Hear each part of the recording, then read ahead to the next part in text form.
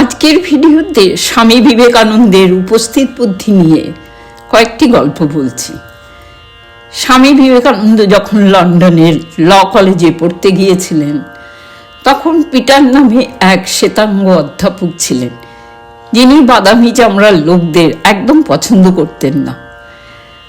একদিন দুপুরে খাবার সময় ক্যান্টিনে স্বামীজি খাবার নিয়ে অধ্যাপকের পাশে বসার উপক্রম করতেই অধ্যাপক পিটার বললেন, আপনি কি জানেন না একজন শুয়োর আরেকটি পাখি একসাথে বসে খেতে পারে না?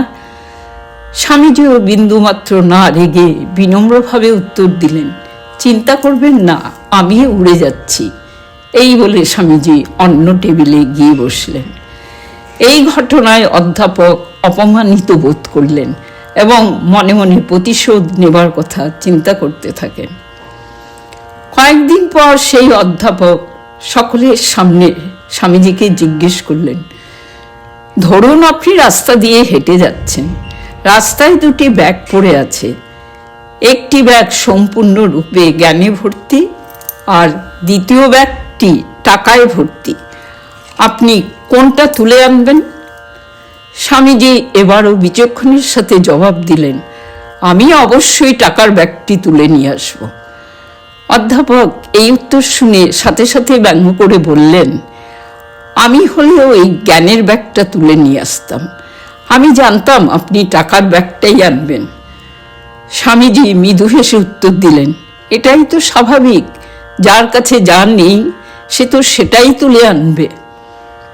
অধ্যাপক দ্বিতীয়বার অপমানিত হয়ে খুব রেগে গেলেন এবং প্রতিশোধ নেবার কথা ভাবতে লাগলেন।